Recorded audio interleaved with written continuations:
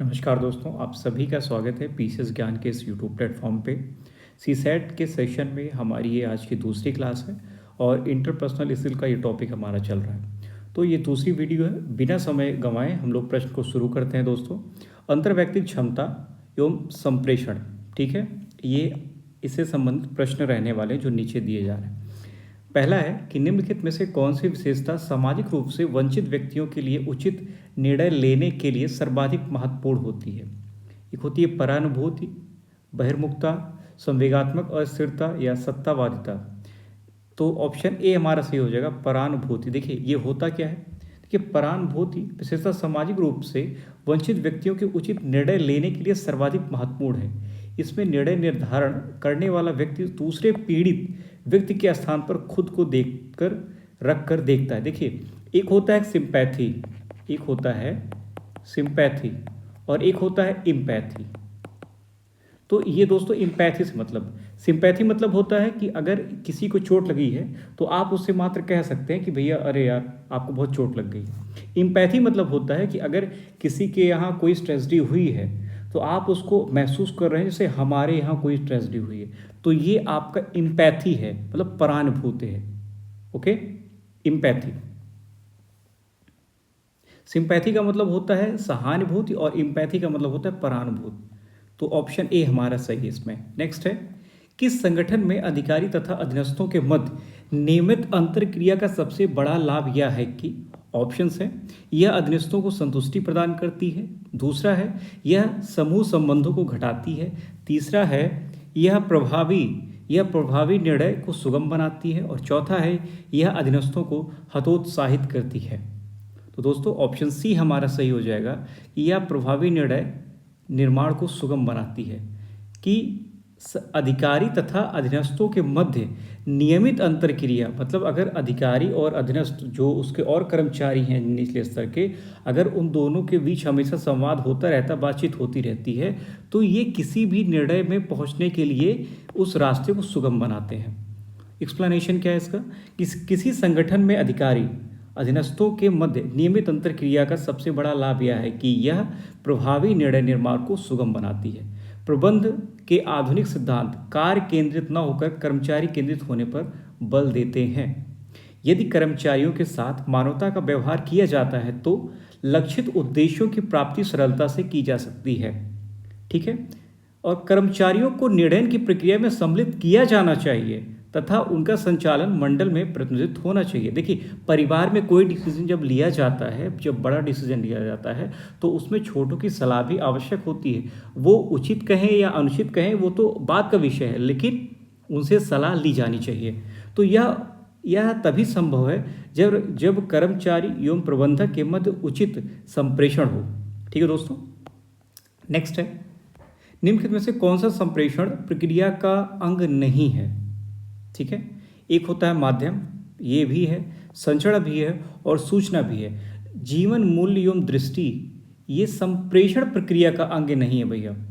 ठीक है, एक्सप्लेनेशन क्या है इसका। देखिए संप्रेषण, इसका इंग्लिश में होता है कम्युनिकेशन। शब्द की उत्पत्ति लैटिन भाषा के कम्युनिश से हुई है। ठीक है, जिसका अर्थ होता है एक समान।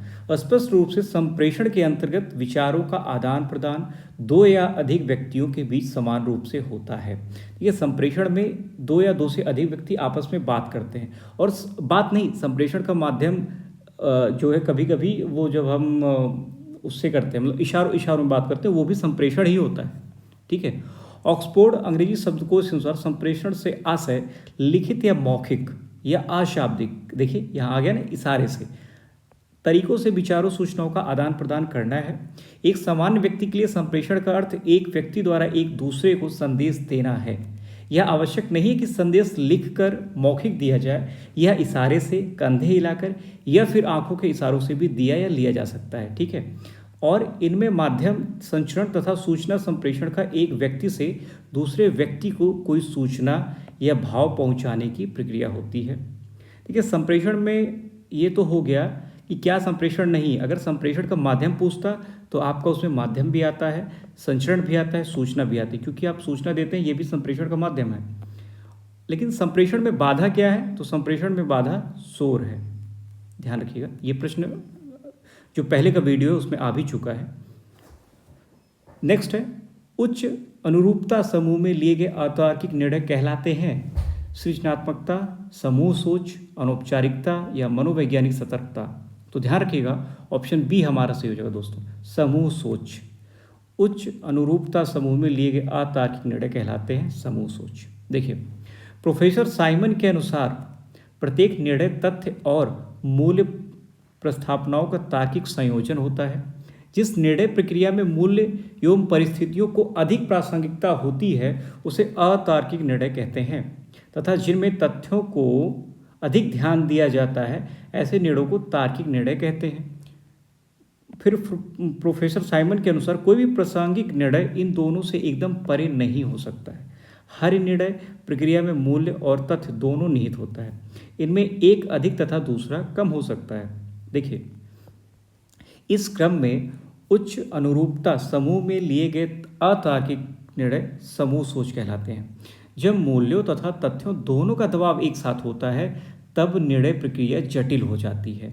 प्रशासन के लिए ऐसे मिश्रित दबाव की प्रासंगिकता संगठन के उद्देश्यपूर्ण चरित्र में देखनी चाहिए, जिसके चलते लोगों का समूह निर्मित होता है। तो ध्यान रखिएगा, इसका आंसर हमारा बी हो जाए। ठीक है, नेक्स्ट दोस्तों, निर्णय लेने की कौन सी पद्धति सर्वाधिक उपयोगी है? निष्क्रिय है, आक्रामक है, दृढ़तापरक है या निष्क्रिय आक्रामक है? तो ध्यान रखिए ऑप्शन सी हमारा सही है कि निर्णय लेने की पद्धति भैया दृढ़तापरक, निर्णय लेने की दृढ़तापरक पद्धति सर्वाधिक उपयोगी है। ध्यान रखिएगा, आप वीडियो में जो क्वेश्चंस कराए जा रहे हैं आप उसको देख लीजिए, याद कर लीजिए, इसके क्वेश्चन रिपीट ही होते हैं। ठीक है, लिमिटेड टॉपिक है।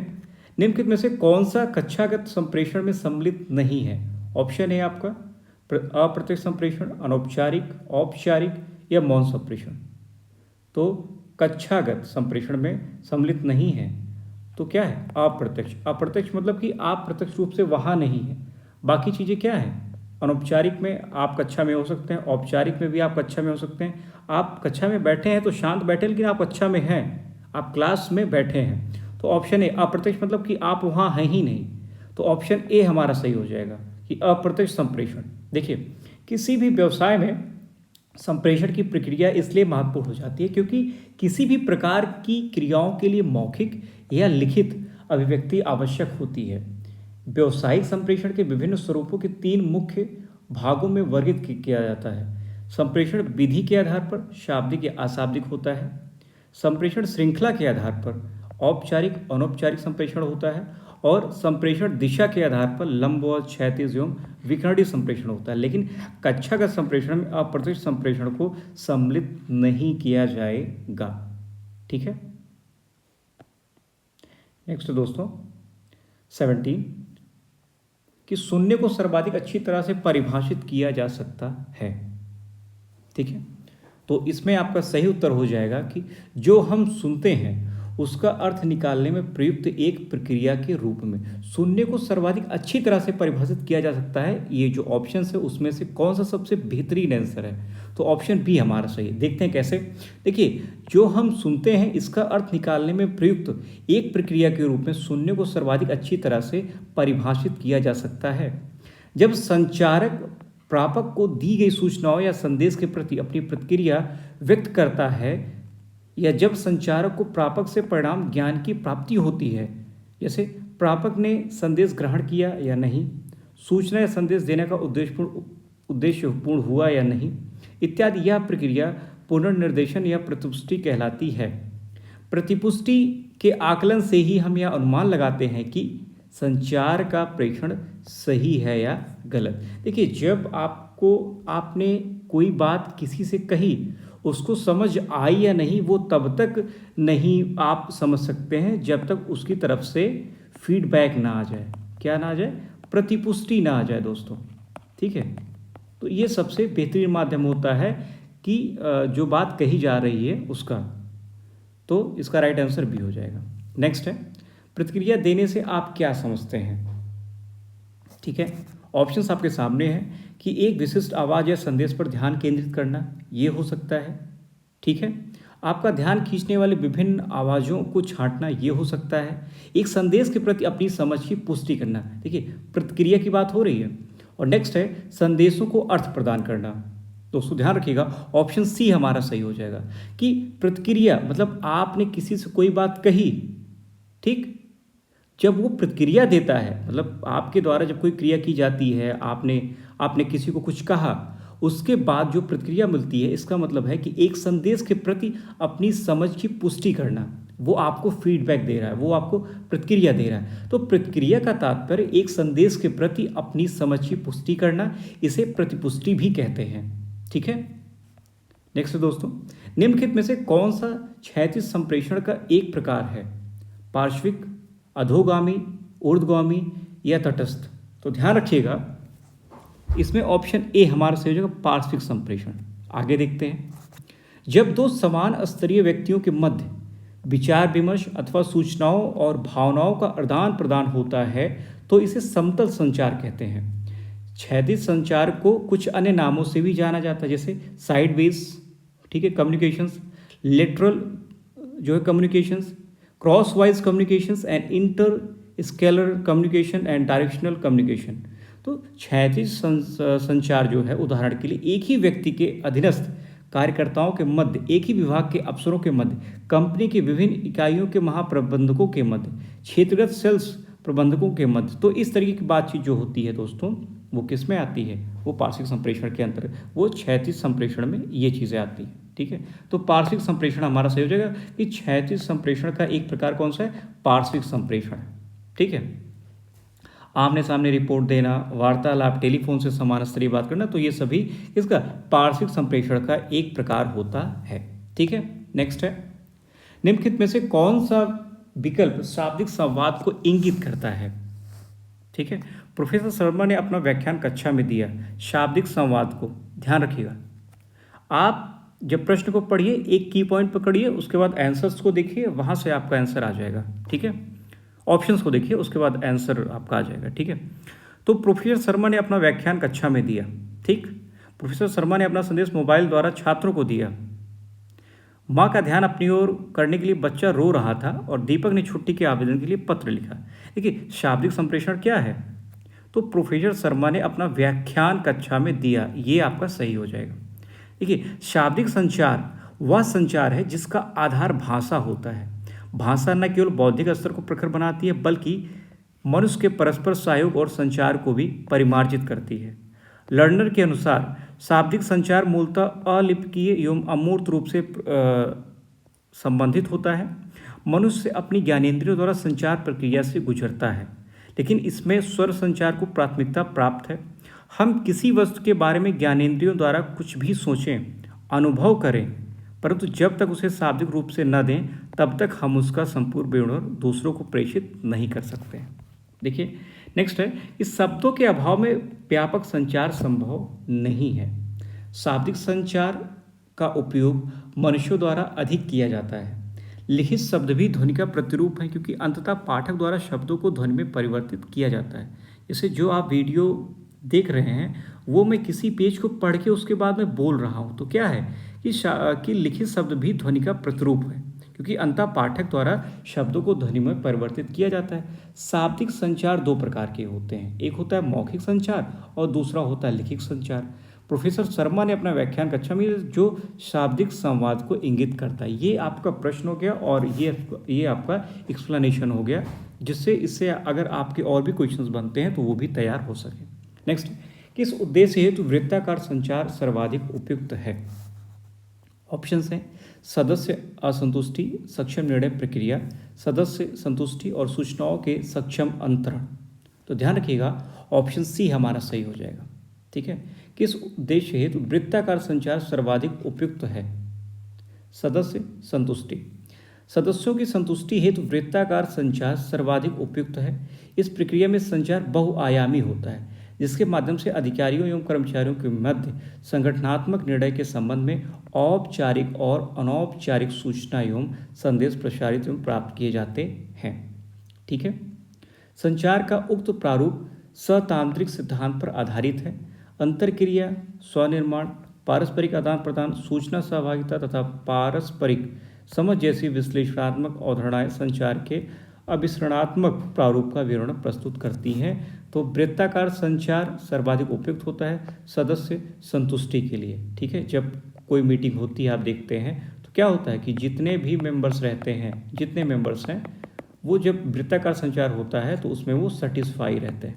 ठीक है, मतलब कि संतुष्टि होती है। निम्नलिखित में से कौन सा एक संप्रेषण का रूप नहीं है? साक्षात्कार, मनोरंजक उपन्यास पढ़ना, संवाद करना या सामाजिक अंतर्क्रिया करना। ये तो सिंपल सा है कि कौन सा संप्रेषण का प्रारूप नहीं। देखिए, साक्षात करते हैं तो आप आपस में बातचीत करते हैं, संवाद करते हैं तो भी आप बात करते हैं, और सामाजिक अंतर्क्रिया मतलब कि आप क्या कर रहे हैं कि आप बातचीत कर रहे हैं। और मनोरंजन उपन्यास पढ़ना, ये क्या है, आपने एक किताब ली है, आप उसको पढ़ें, तो इसमें क्या है, ये संप्रेषण कोई माध्यम नहीं है, केवल आपके पढ़ने का तरीका है ये। तो ऑप्शन बी हमारा सही हो जाएगा इसमें, ये रूप नहीं है। संप्रेषण के अंतर्गत विचारों का आदान प्रदान दो या अधिक व्यक्तियों के बीच समान रूप से होता है, अतः मनोरंजक उपन्यास पढ़ना संप्रेषण का रूप नहीं है। ऑक्सफोर्ड अंग्रेजी शब्दकोश से अनुसार संप्रेषण से आशय लिखित, मौखिक या अशाब्दिक इशारों से, तरीकों से विचारों, सूचनाओं का आदान प्रदान करना है। नेक्स्ट है, हाव भाव द्वारा संप्रेषण संबंधित है किससे? काइनेसिक्स, प्रॉक्सिमिक्स, पैरालैंग्वेज या अशाब्दिक व्यवहार से। हाव भाव का संप्रेषण। ठीक है, आप देखते होंगे कि यूट्यूब पे या कई जगहों पे जब बड़े बड़े राष्ट्राध्यक्ष स्पीच देते रहते तो उनके बगल में केवल हाथ, बिना बोले हाथों को चलाते हुए जो व्यक्ति बोलता रहता है उसको समझाने का और लोगों को प्रयास करते हैं। तो वो क्या होता है, वो काइनेसिक्स होता है, हाव भाव द्वारा संप्रेषण। ठीक है, संचार में केवल भाषा का ही उपयोग नहीं होता है दोस्तों, बल्कि भाषा के अलावा संचारक अशाब्दिक व्यवहारों का उपयोग भी होता है, जैसे आवाज़ का उतार चढ़ाव, शारीरिक मुद्रा, मुखाभिव्यक्ति आदि का भी संचार उपयोग होता है। ऐसे संकेतों का अशाब्दिक संकेत कहा जाता है। अशाब्दिक संचार संचार की ऐसी प्रक्रिया है जिसके अंतर्गत व्यक्ति अपने विचारों, भावनाओं और व्यक्तियों को बिना शब्दों के प्रयोग किए व्यक्त करता है। ध्यान रखिएगा, तो शब्द रहित संचार ही अशाब्दिक संचार होता है, जिसके अंतर्गत अपने अनुभवों, व्यवहारजन्य संकेतों के आधार पर संचारक अपनी बात प्रापक तक पहुंचाता है। ठीक, अशाब्दिक संचार के तत्व या पहलू, एलिमेंट्स और aspect of non verbal communications, Danziger, Harper एवं उनके सहयोगियों द्वारा मेहराबियन द्वारा किए गए अध्ययनों से स्पष्ट है कि प्रमुख रूप से अशाब्दिक संचार के तत्व कौन कौन से हैं। तो दोस्तों, अशाब्दिक संचार को 4 भागों में बांटा गया है। ठीक है, वो कौन कौन से? प्रोक्सिमिक्स, काइनेसिक्स, मुखाभिव्यक्त या पराभाषा। देखिए, ये हमारा आंसर क्या है, काइनेसिक्स, ऑप्शन ए हमारा सही है। तो वो देखते हैं कि अशाब्दिक संचार के इस तत्व का पहलू का संबंध संचार के समय संचारक द्वारा दिखलाई गई शारीरिक स्थिति, शारीरिक मुद्रा, हाव भाव या तथा अन्य शारीरिक गतियों से होता है। ठीक है, नेक्स्ट है प्रोक्सेमिक्स। क्या होता है? अशाब्दिक संचार के इस तत्व या पहलू में संचार तथा प्रापक के बीच भौतिक दूरी से मिलने वाले संकेतों का अध्ययन किया जाता है। ठीक है, भौतिक दूरी। तो इसको आप ध्यान से, आप चाहें तो इसका स्क्रीनशॉट ले करके आप इसको बाद में भी देख सकते हैं, कई बार देख सकते हैं, और इस वीडियो को मल्टीपल टाइम देख लें एग्जाम के पहले, जिससे आपका जो इंटरपर्सनल स्किल का टॉपिक है, जिससे 20 से 25 प्रश्न आते हैं, वो मैक्सिमम इस वीडियो से कवर हो सके। ठीक है, नेक्स्ट है संप्रेषण के प्रक्रम में अंतिम चरण कौन सा होता है दोस्तों? ठीक है, तो क्या होता है, फीडबैक। आप कितनी भी बातें कर लीजिए, अगर किसी व्यक्ति ने उसका फीडबैक दे दिया, मतलब कि संप्रेषण की प्रक्रिया संपन्न हुई। ठीक है, तो संप्रेषण के प्रक्रम में तो ऑप्शन डी आपका सही हो जाएगा। देखिए, इसके प्रकार कौन कौन से हैं, ये 7 प्रकार का है, मतलब 7 तरीके से इसके स्टेप्स होते हैं, चरण होते हैं। प्रेषक, संकेत भाव, प्रेषण, माध्यम, प्राप्तकर्ता, कूटवाचन और प्रतिपुष्टि। ठीक, नेक्स्ट है किस संगठन में वह संप्रेषण जो अधीनस्थों को लक्ष्यों को निर्दिष्ट करने के लिए प्रयुक्त किया जाता है कहलाता है क्या? अधोगामी संप्रेषण। ठीक, अधीनस्थों को, किसी संगठन में वह संप्रेषण जो अधीनस्थों को लक्ष्यों को निर्दिष्ट करने के लिए प्रयुक्त किया जाता है उसे अधोगामी संप्रेषण कहा जाता है। जब कोई संदेश उच्च वर्गीय प्रशासकों की ओर से अन्य कर्मचारियों, ये क्या है, ये मान लीजिए IAS है, ये अपने संचार को ये और लोगों को बता रहा है। ठीक है, कि भैया एसडीएम साहब आप ध्यान रखिए, उसके बाद तहसीलदार साहब आप ध्यान रखिए, और तहसीलदार लेखपाल को बता रहे हैं कि आप ध्यान रखिए। तो कोई संदेश उच्च वर्गीय प्रशासकों की ओर से अन्य कर्मचारियों या अधीनस्थों तक पहुंचाता है तो इसे अधोगामी संप्रेषण कहा जाता है। ठीक है, आईएएस को आप मान लीजिए हेड है, तो ये एसडीएम को बताएगा, एसडीएम तहसीलदार को बताएगा, और तहसीलदार कानूनगो को बताएगा। ठीक है, और कानूनगो किसको, लेखपाल को बताएगा। तो ये आपका क्या है, ये आपका अधोगामी संप्रेषण है दोस्तों। ठीक है, ऑप्शन बी हमारा सही हो जाएगा। नेक्स्ट है, निम्नलिखित में से कौन सा किसी कार्यस्थल में संप्रेषण की एक बाधा नहीं है? तो क्या है, अगर आप शोर कर रहे हैं तो ये भी बाधा है। अगर आप ये पहले से मान के आए हैं कि पापा हमको डांटेंगे ही, तो ये क्या है, ये आप पहले से मान के आए हैं, तो पापा कुछ भी कहेंगे आप उनको गुस्सा करेंगे। ठीक है, तो ये क्या है, ये पूर्वग्रह है, तो ये भी सही है इसके ही मतलब प्रश्न के हिसाब से। कार्यस्थल में संप्रेषण की एक बाधा है। आप मान लीजिए डीएम साहब की मीटिंग हो रही है, आपको पहले से लग रहा है कि डीएम साहब आज इस बात के लिए डांटेंगे, तो आप क्या, आप उनकी बातों को समझेंगे नहीं और हमेशा पूर्वग्रह में रहेंगे कि ये बात ऐसे हो सकती है। और अनुपयुक्त माध्यम ये भी है। सक्रिय श्रवण, अगर आप अच्छे से सुन रहे हैं तो ये संप्रेषण में बाधा नहीं है, बल्कि ये अच्छी चीज़ है। तो सक्रिय श्रवण किसी कार्यस्थल में संप्रेषण की एक बाधा नहीं है, जबकि शोर, पूर्वग्रह, अनुपयुक्त माध्यम संप्रेषण के लिए बाधक का कार्य करते हैं। नेक्स्ट है दोस्तों, तार्किक और विश्लेषणात्मक योग्यता, इससे संबंधित प्रश्न है ये। ठीक है, प्रेमचंद का उपन्यास का प्रत्येक उपन्यास एक दिन में पढ़ा जा सकता है, इसीलिए प्रेमचंद के सभी उपन्यास एक दिन में पढ़े जा सकते हैं। इसमें निहित तर्क दोष क्या है, विग्रह है, संग्रह है, आत्माश्रय है, या उपयुक्त में से कोई नहीं। तो ध्यान रखिएगा, ऑप्शन बी करेक्ट हो जाएगा। देखिए, प्रेमचंद का प्रत्येक उपन्यास एक दिन में पढ़ा जा सकता है, इस वाक्य में संग्रह तर्क दोष निहित है, क्योंकि एक उपन्यास को एक दिन में पढ़ा जा सकता है, यह एक कारण नहीं हो सकता कि सभी संग्रह तर्क उपन्यास इसी कारण एक दिन में ही पढ़े जाएंगे। ठीक है, मतलब ऐसा नहीं कि प्रेमचंद्र के अगर उपन्यास को एक दिन में पढ़ा जा रहा है तो सभी जितने उपन्यास हैं उनको एक दिन में पढ़ा जा सकता है। तो ये क्या है, ये संग्रह हो जाएगा। इसमें निहित तर्क दोष क्या है, संग्रह हो जाएगा। ठीक है, संग्रह दोष निहित है इसमें। ठीक है, और संग्रह तर्क क्या होता है कि यह एक कारण नहीं हो सकता कि सभी उपन्यास इसी कारण एक दिन में पढ़े जा सकें। ठीक है, नेक्स्ट है कि सफलता के लिए शिक्षा अनिवार्य है, शिक्षा सफलता की कुंजी है। ओके, तो ये भी है 28वां है।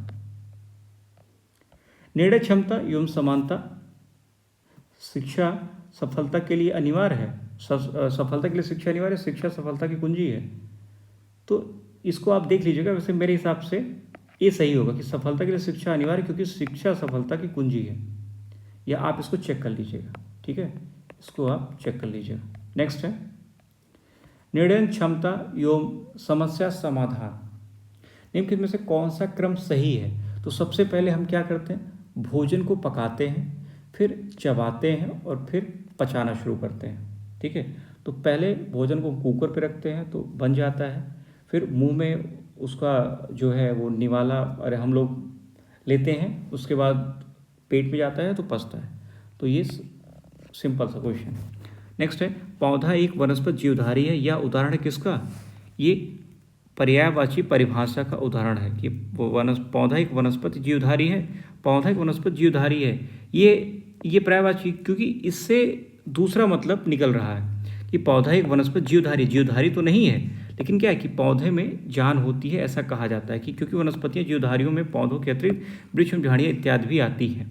ठीक है, ये पर्यायवाची परिभाषा का उदाहरण है। निम्नलिखित में से कथनों की जांच कीजिए। कमला रवि की पत्नी नहीं है, प्रेमलता रवि की माँ है, सीता प्रेमलता की एकमात्र पुत्रवती। उपयुक्त में से कौन सा निष्कर्ष निकाला जा सकता है? तो ये थोड़ा सा रीजनिंग वाला प्रश्न है, तो ऑप्शन सी सही हो जाएगा, सीता रवि की पत्नी है। इसको आप ध्यान देंगे तो हो जाएगा। ठीक है, नेक्स्ट है आधार वाक्यों के दिए गए समूह से निम्नलिखित में से कौन सा निष्कर्ष वैध रूप से निकलता है?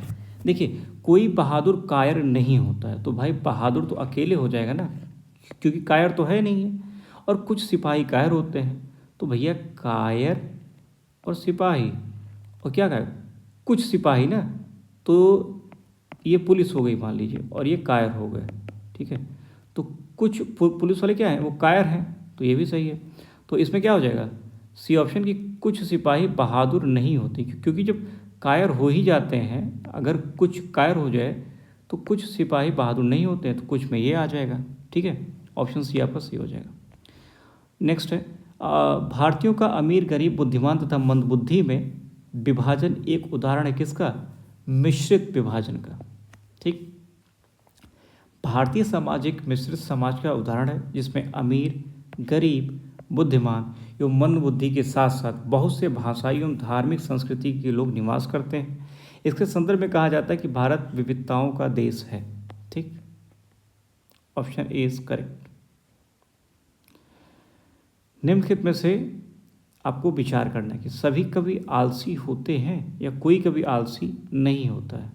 तो ध्यान रखिएगा, ऑप्शन सी हमारे इसमें से हो जाएगा। ए और बी दोनों कथन असत्य हैं, क्योंकि सभी कवि आलसी होते हैं, सभी कवि आलसी होते हैं। ठीक है, ये ऑप्शन ए हो गया हमारा। और कोई कवि आलसी नहीं होता है, तो इसमें क्या, इसमें दोनों ही कथन जो है, ठीक है, इसमें दोनों ही कथन क्या है, असत्य है। ऑप्शन सी हमारे से ए और बी दोनों कथन असत्य हो सकते हैं। ठीक है, ऑप्शन सी। नेक्स्ट है, दो अमेरिकी जा रहे हैं, एक दूसरे के बेटे का पिता है, उन दोनों में क्या संबंध है? ये आपका रीजनिंग का प्रश्न है, ऑप्शन डी हो जाएगा, आप इसको देख लीजिएगा। अंतर्वैयक्तिक क्षमता एवं संप्रेषण कौशल आ गया फिर से हमारा टॉपिक। देखिए, तथ्य, सामग्री और निष्कर्ष के बीच मानसिक संयोजन कहलाती है क्या? तथ्य, सामग्री और निष्कर्ष के बीच मानसिक संयोजन क्या कहलाती है? स्पष्टीकरण करना, अनुमान लगाना, समझाना या प्रदीपन या प्रकाश डालना। देखिए, अनुमान लगाना जो होता है वो तथ्य, सामग्री और निष्कर्ष के बीच मानसिक संयोजन कहलाता है। देखिए, तथ्य, सामग्री और निष्कर्ष के बीच मानसिक संयोजन अनुमान लगाना कहलाता है, और इनके मध्य सुस्पष्ट व्याख्या को प्रदीपन कहते हैं। तो ऑप्शन बी हमारा सही हो जाएगा, आप सभी इसका ध्यान रखिएगा।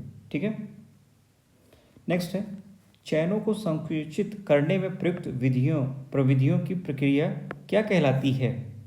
तो ऑप्शन ए निर्णय लेना, ऑप्शन बी प्रबंधन करना, ऑप्शन सी निर्णय लेना, ऑप्शन ए नियंत्रण करना, ऑप्शन डी नियोजन करना। तो चयनों को संकुचित करने में प्रयुक्त प्रविधियों की प्रक्रिया क्या कहलाती है?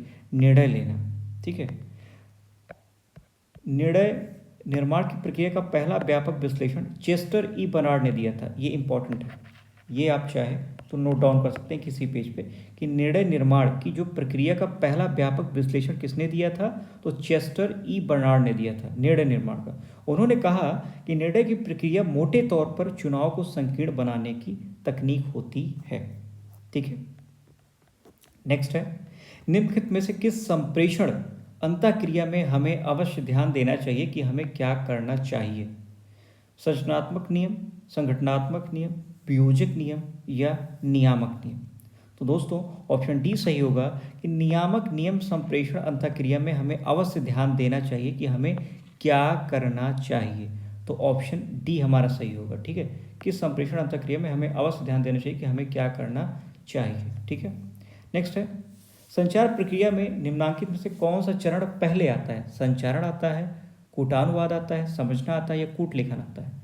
तो संचार प्रक्रिया में सबसे पहले क्या आता है? कूट लेखन। ऑप्शन डी सही हो गया। ये सभी आप याद कर लीजिए, मल्टीपल टाइम वीडियो को देखिए। और दोस्तों अगर वीडियो अच्छा लग रहा है, आपको चीज़ें समझ में आ रही हैं, तो आपका एक क्लिक मेरे लिए मोटिवेशन काम कर सकता है कि आप सब्सक्राइब को जो है बटन को दबाइए। ठीक है, तो संचार प्रक्रिया में निम्नलिखित में से कौन सा चरण पहले आता है? तो कूट लेखन आता है। कूट लेखन वह प्रक्रिया है जिसमें भेजे जाने वाला विचार कूट या प्रतीकों के एक समुच्चय या अभिव्यक्ति के किसी और विन्यास में रूपांतरित कर दिए जाते हैं।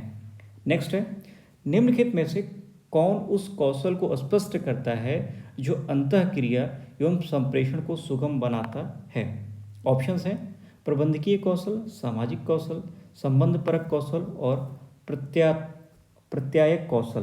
तो दोस्तों ऑप्शन बी हमारा सही हो जाएगा कि सामाजिक कौशल उस कौशल को स्पष्ट करते हैं जो अंतःक्रिया एवं संप्रेषण को सुगम बनाता है। ओके, नेक्स्ट है, इसमें ऑप्शन हमारा बी सही हो जाएगा, सामाजिक कौशल। ठीक है, निम्नलिखित में से कौन सकारात्मक संप्रेषण का माध्यम नहीं है? ज़्यादा व्यक्तिगत होना। देखिए भैया, सकारात्मक संप्रेषण का माध्यम नहीं है। ज़्यादा व्यक्तिगत होना, दोनों पक्षों को तत्काल पुनर्विनेश, टनल दृष्टि या समाधान की शीघ्र प्राप्ति। देखिए, अगर किसी से भी बात करते समय अगर आप ज़्यादा व्यक्तिगत हो गए, आप पर्सनल हो गए, तो वो सकारात्मक संप्रेषण का माध्यम नहीं है। जैसे आप मान लीजिए किसी अधिकारी से बात कर रहे हैं, अब आप ऑफिस का हालचाल पूछते पूछते अगर घर में फैमिली बच्चे का हालचाल पूछ रहे हैं, तो वो सकारात्मक संप्रेषण नहीं हो सकता है कि सामने वाला अधिकारी या सामने वाला व्यक्ति उस बात का बुरा बन जाए और जिस काम के लिए आप बात कर रहे हैं वो बात निगेटिव सेंस में चली जाए। तो इसमें क्या होता है, ज़्यादा व्यक्तिगत होना ये आपका सकारात्मक संप्रेषण नहीं है। लिमिट में बात करिए, है ना, लिमिट में बात करिए, लिमिट में कामों को करिए, ये आपका सही रहेगा। नेक्स्ट है, ओके, संचार में निष्पंदन के बुरे प्रभाव को कम करने के लिए किस उपाय का प्रयोग किया जाता है? ठीक है, गतिकी, पराभाषा, लघु परिधिकरण या स्पर्शीय संचार। तो संचार में निष्पंदन के बुरे प्रभाव को कम करने के लिए लघु परिधिकरण के उपाय का प्रयोग किया जाता है। ऑप्शन सी इज करेक्ट, लघु परिधिकरण। ठीक है, नेक्स्ट है, औपचारिक दिशा निर्देश एवं प्राधिकार पदानुक्रम संचार के किस प्रकार के उदाहरण हैं? नियंत्रण, समझौता, संगठन या सूचना। तो दोस्तों ऑप्शन ए हमारा सही हो जाएगा, नियंत्रण। औपचारिक दिशा निर्देश एवं प्राधिकार पदानुक्रम संचार के नियंत्रण के प्रकार हैं ये। ठीक है, 8 का ऑप्शन ए हमारा सही हो जाएगा, नियंत्रण। ठीक है, नेक्स्ट है, निम्न में से कौन द्वंद्व समाधान की अस्वस्थ अनुक्रिया है? ऑप्शंस आपके सामने हैं, तो ध्यान रखिएगा, द्वंद्व समाधान की अस्वस्थ अनुक्रिया है, तो ऑप्शन बी सही हो जाएगा। समझौता पाने की समझौता पाने की अक्षमता समझौता पाने की अक्षमता द्वंद्व समाधान की अस्वस्थ अनुक्रिया है। ठीक है, नेक्स्ट है कि समानुभूति के लिए निम्नलिखित में से कौन सही है? ठीक है, तो दोस्तों ध्यान रखिएगा, केवल 2 सही हो जाएगा कि समानुभूति और सहानुभूति दोनों समान है, बिल्कुल नहीं। देखिए, सहानुभूति में क्या होता है कि आप उसको केवल कहते हैं हाँ भैया आपको चोट लगी है, ठीक है, आप इतना केवल कह के उसको सहानुभूति देते हैं कि नहीं नहीं ठीक हो जाएगा। समानुभूति में क्या होता है, उसको जैसे चोट लगने के बाद जो दर्द हो रहा है उसी तरीका दर्द आप भी महसूस कर रहे हैं। जैसे क्या होता है, माँ जो होती है वो सहानुभूत नहीं रखती, वो समानुभूत रखती है। इसका सबसे बेहतरीन एग्जाम्पल है माँ। ठीक है, जैसे माँ जो है समानुभूत का सबसे बेहतरीन एग्जाम्पल है कि जब बच्चे को चोट लगती है तो वो सहानुभूत नहीं देती कि ठीक हो जाएगा, वो खुद महसूस करती है कि मेरे बेटे को कितनी चोट लग गई। वो क्या है, वो समानुभूत होता है। तो पहला हमारा गलत हो जाएगा। व्यक्ति में दूसरे की भावनाओं को समझना समानुभूत होता है, यही चीज़ है। तो ऑप्शन बी हमारा सही हो जाएगा केवल। संचार में सबसे महत्वपूर्ण शब्द क्या है? तुम और हम। तुम और हम। देखिए, मैं का यूज़ मैक्सिमम जो है वो नहीं करना चाहिए, ये संचार में अच्छा माध्यम नहीं है। ठीक है, यहाँ भी मैं हो गया, यहाँ भी मैं हो गया, वह और वे ये भी नहीं, क्योंकि जब आप उनके बारे में बात कर रहे हैं तो वे मतलब वे और वह मतलब इसमें लग नहीं रहा है कि तुम और हम बात कर रहे हैं, मतलब एक दूसरे में बात कर रहे हैं। तो ऑप्शन सी हमारा सही हो जाएगा कि संचार में तुम और हम सबसे महत्वपूर्ण शब्द हैं। यह टीम भावना कार्य प्रारूप को प्रदर्शित करता है। नेक्स्ट है, अशाब्दिक संचार में निहित है देह भाषा, मुखीय अभिव्यक्ति एवं लहजा, भावभंगिमा, देह मुद्रा एवं भावनात्मक अभिव्यक्ति, न्यूनतम शाब्दिक मौन या मुखीय अभिव्यक्ति, देह भाषा, लहजा एवं मौन। तो दोस्तों अशाब्दिक संचार में क्या महत्वपूर्ण होता है? ऑप्शन बी, भावभंगिमा होती है, ठीक है, देह मुद्राएं होती हैं और भावनात्मक अभिव्यक्ति होती है। ये ऑप्शन बी हमारा सही हो जाएगा। ठीक है, आप किस तरीके से खड़े हैं, आपकी देह मुद्रा कैसी है और भावनात्मक आपकी अभिव्यक्ति कैसी है, ये अशाब्दिक संचार का माध्यम होता है। ठीक है,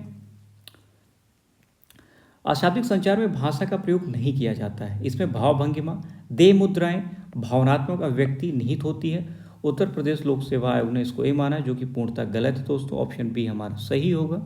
ठीक है, अंतर्वैयक्तिक संबंधों में किसमें अधिक समय लगता है? आदान प्रदान में, संचार में, समव्यवहार में और विश्वास बनाने में। तो अंतर्वैयक्तिक संप्रेषण में सबसे ज़्यादा क्या होता है? विश्वास बनाने में समय लगता है। किसी के ऊपर विश्वास जीवन भर में नहीं हो पाता है, किसी के ऊपर ऐसा व्यक्तित्व रहता है कि आपको 5 मिनट बाद विश्वास हो जाता है। तो ये अंतर्वैयक्तिक संबंधों में अधिक समय किसमें लगता है? विश्वास बनाने में।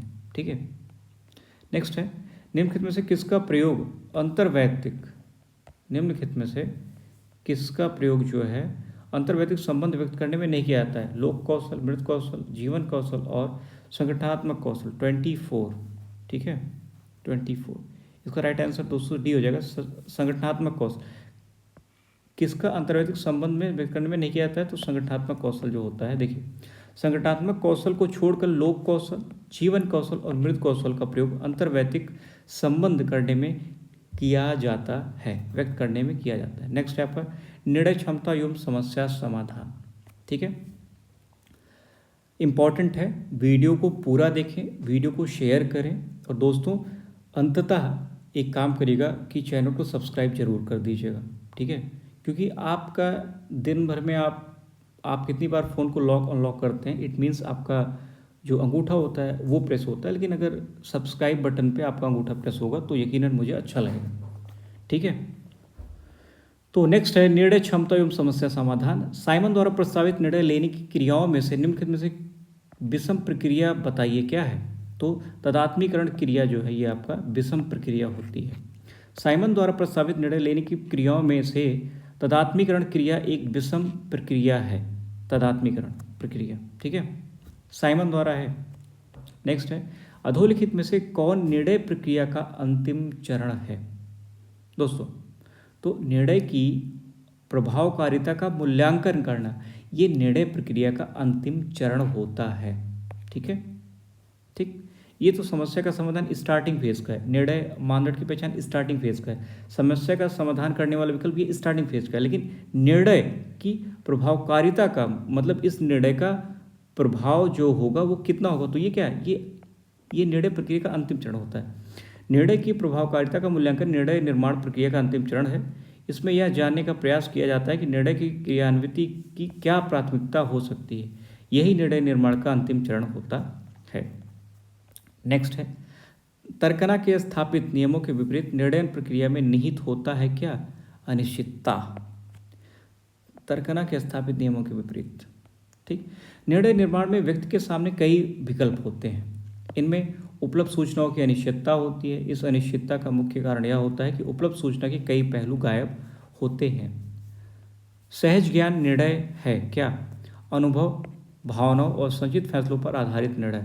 सहज ज्ञान, अनुभव, भावनाओं और संचित फैसलों पर आधारित निर्णय सहज ज्ञान निर्णय कहलाता है। इसे अवचेतन तर्क शक्ति भी कहते हैं। ठीक है दोस्तों, नेक्स्ट है एक सुपरिभाषित समस्या में अधोलिखित विशेषताएं होती हैं।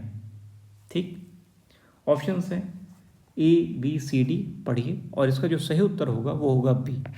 प्रारंभिक अवस्था, लक्ष्य अवस्था, संकारक एवं नियंत्रक अवस्था, ये क्या होती है? एक सुपरिभाषित समस्या में अधोलिखित विशेषताएं होती हैं। सुपरिभाषित, देखिए एक सुपरिभाषित समस्या में प्रयुक्त विशेषताएं होती हैं प्रारंभिक अवस्था, लक्ष्य अवस्था, संकारक और नियंत्रक अवस्था होती है दोस्तों। ठीक है, नेक्स्ट है समस्या समाधान के त्रिप्रक्रम आगम के अनुसार निम्न में से कौन अंतर्दृष्टि का एक प्रकार नहीं है? तो चयनात्मक भंडारण एक प्रकार ये नहीं है दोस्तों। ठीक है, अंतर्दृष्टि का एक प्रकार नहीं है। समस्या समाधान, ठीक, समस्या समाधान के त्रिप्रक्रम आगम के अनुसार अंतर्दृष्टि के 3 प्रकार होते हैं, चयनात्मक कूट संकेत, चयनात्मक तुलना और चयनात्मक संयुक्ति। संप्रेषण में किसका नियम प्रयुक्त होता है? तो इसको कहते हैं keep it short and simple. मतलब कोई भी चीज़ आप कर रहे हो या आपको इंटरव्यू में क्या करना है, इंटरव्यू में जब आपका इंटरव्यू होगा तो आपको keep it short and simple, मतलब जो बात का जवाब देना है वो आसान शब्दों में दीजिए और छोटा रखिए उस बात को। तो किसका मतलब यहाँ पे क्या होता है? यहाँ होता है keep it short and simple. ठीक है, option B is correct. Okay, next है निम्नलिखित में से कौन सा कारण त्योरी चढ़ाने के नकारात्मक संकेत के रूप में व्यक्त किया जाता है? ठीक है, त्योरी चढ़ाने के लिए नकारात्मक संकेत के रूप में ऊब, अधीरता, अविश्वास या चिढ़। तो क्या होता है? चिढ़ होता है। त्योरी चढ़ाने का नकारात्मक संकेत किसी व्यक्ति तथा उसके कार्यों या विचारों को नापसंद करने, उससे चिढ़ होने अथवा उस पर क्रुद्ध होने के लिए व्यक्त किया जाता है। नेक्स्ट है निम्नलिखित कारणों में से कौन आगे झुकने के धनात्मक व्यक्तिगत संकेत द्वारा अभिव्यक्त किया जाता है? एकाग्रता, अत्यधिक विश्वास, चिंतन के लिए समय लेना या विश्रांति। तो ध्यान रखिएगा, धनात्मक व्यक्तिक संकेत द्वारा अभिव्यक्त किया जाता है एकाग्रता। आगे झुकना धनात्मक व्यक्तिक संकेत है जो श्रोता द्वारा वक्ता की बात में रुचि एवं उसकी एकाग्रता का प्रदर्शन करता है। ठीक है। निम्नलिखित में से कौन संप्रेषण की बाधाओं में गृहीता की कमजोरी है? पूर्वग्रह। अगर आप सपोज करिए अभी आप इस वीडियो को देखने चल रहे हैं, अगर आप इसके पहले इस चैनल के बारे में आपको ऐसी पूर्वग्रह है कि ये एक क्वेश्चन गलत पढ़ाए थे कभी, तो ये वीडियो भी ऐसा ही होगा। तो क्या क्या होगा, ये आपके संप्रेषण की बाधा है कि आप पूर्वग्रह, एक ठीक है जो बात थी सो हो गई, लेकिन अभी वाले में दिक्कत नहीं है, लेकिन अगर आप इससे पूर्वग्रहित हैं तो आपकी संप्रेषण में बाधा होने वाली है। ठीक है, तो ऑप्शन डी सही हो जाएगा कि दी गई संप्रेषण बाधाओं में पूर्वग्रह ग्रहिता की कमजोरी है, जबकि अस्पष्टता, शब्दाडंबर एवं समय की बाधाएं प्रेरक की कमजोरियों से संबंधित होती हैं। ठीक है दोस्तों, नेक्स्ट है कथन और कारण में है और कौन सा सही है ये बताना है आपको। तो ध्यान रखिएगा, अंतर्वैयक्तिक भूमिकाएं व्यक्ति के उन व्यवहारों से संबंधित होती हैं जो अंतर्वैयक्तिक संबंधों पर केंद्रित रहते हैं। दूसरा है ऐसी भूमिकाएं अधिकार और संस्थिति से प्रत्यक्षता जुड़ी होती हैं। तो इसका हो जाएगा ए और आर दोनों सही भैया, और आर ए की सही भाषा या स्पष्टीकरण है ये। ठीक है। नेक्स्ट है निम्नलिखित में से कौन सी अंतर्वैयक्तिक भूमिका नहीं है? तो क्या है? नाम मात्र अध्यक्ष, नेता, संपर्क, मालिक, बॉस जो है वो अंतर्वैयक्तिक भूमिका का वो नहीं है, क्योंकि क्या होता है, नेता जो है वो अंतर्वैयक्तिक जो होता है, नाम मात्र का अध्यक्ष जो है नेता, अध्यक्ष, नेता और संपर्क भूमिका तीन अंतर्वैयक्तिक भूमिकाएं हैं, जबकि मालिक बॉस नहीं है। ठीक है। नाम मात्र का जो अध्यक्ष होता है, नेता होता है, संपर्क भूमिका जो होती है, ये सभी जब आपस में लोग बातचीत करते हैं तभी मामला हो पाता है। मालिक बॉस का उतना वो नहीं है, उसकी ज़रूरत भी नहीं है। ठीक है।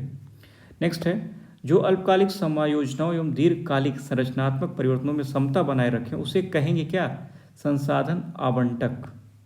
ठीक, संसाधन आवंटक। ठीक है, ऑप्शन बी सही हो जाएगा। नेक्स्ट है द्वंद्व समाधान में निम्नलिखित में से कौन द्वंद्व संबंधी मुद्दों के बारे में सहमत के क्षेत्रों पर बल देने और असहमत के क्षेत्रों की उपेक्षा का व्याख्यान करता है? तो ऑप्शन बी हो जाएगा समन। दोस्तों, द्वंद्व समाधान में समन के तहत द्वंद्व संबंधी मुद्दों के बारे में सहमत के क्षेत्रों पर बता देने और असहमत के क्षेत्रों की उपेक्षा की प्रक्रिया अपनाई जाती है। प्रत्याहार के से तात्पर्य द्वंद्वगत परिस्थिति से हटने तथा मुकाबला से तात्पर्य किसी असहमत या सीधे सामना करने से। समझौता के तहत सभी पक्षों के द्वारा किसी स्तर तक स्वीकृत समाधान प्रयास किया जाता है। ठीक है। नेक्स्ट है, तो दोस्तों आज की क्लास को इतना ही रखते हैं क्योंकि वीडियो ज़्यादा लंबी हो जाएगी। तो आप सभी क्लास को पूरा देखें, मल्टीपल टाइम देखें, और इसके बाद इससे संबंधित आखिरी वीडियो जो है वो इंटरपर्सनल स्किल की रहेगी। तो आप सभी वीडियो को शेयर करिए और लाइक करिए दोस्तों, और ध्यान देके सब्सक्राइब जरूर करिए। ठीक है। तो दोस्तों आप सभी का बहुत बहुत धन्यवाद क्लास से जुड़ने के लिए, चैनल को अपना पूरा सहयोग देने के लिए। नमस्कार, आप सभी का दिन मंगलमय हो। आप सभी पढ़ाई में खूब मेहनत करें, माँ बाप का नाम रोशन करें, स्वस्थ रहें, व्यस्त रहें।